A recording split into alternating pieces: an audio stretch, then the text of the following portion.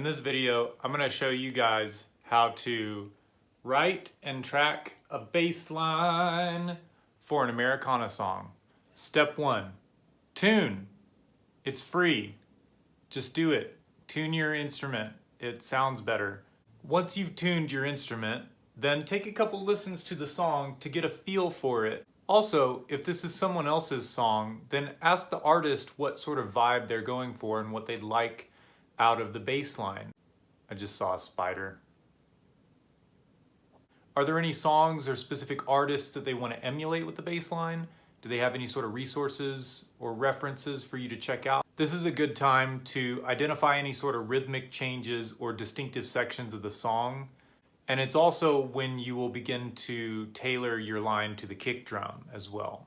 Once you've listened a couple times and you know what you're getting into and you have a good idea of the sound that you're going for, go ahead and take a couple passes on your instrument. Since we're doing a song that's more along the lines of Americana, then this is a song that we're definitely going to tailor the bass line and the kick drum together.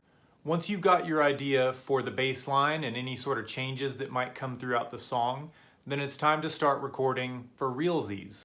What I like to do is start at the beginning of the song and go until I mess up. Then run the clock back just a little bit and punch in.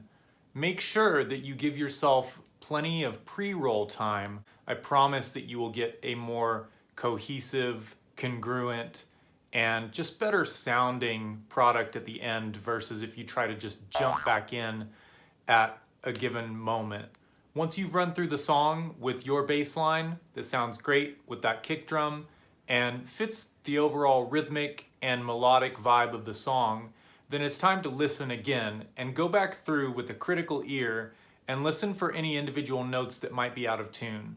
Just because you tuned your instrument at the beginning of the song doesn't mean that the intonation on your instrument is going to be perfect. Where you might be super in tune on a G note, if you slide up to a D on the same string, your intonation could throw that note out of tune. And so it's important to go back and check for those things. What you can do is fret the note that you want to play and then tune your instrument so that that fretted note is in tune. And then simply punch that note in. Again, make sure that you give yourself some pre-roll so that you can get the feel of the song and you don't lose the groove. I forgot to film an actual ending to this video, so this is the ending. And if there's anything that I forgot besides filming an ending, let me know in the comments. Let me know if there's a topic in particular that you'd like for me to touch on, and I will definitely do that. Please like, share, and subscribe. I'll be putting out more videos on the topic of music production, mixing, editing tips in the future. So you guys stay tuned, and I will see y'all in the next video.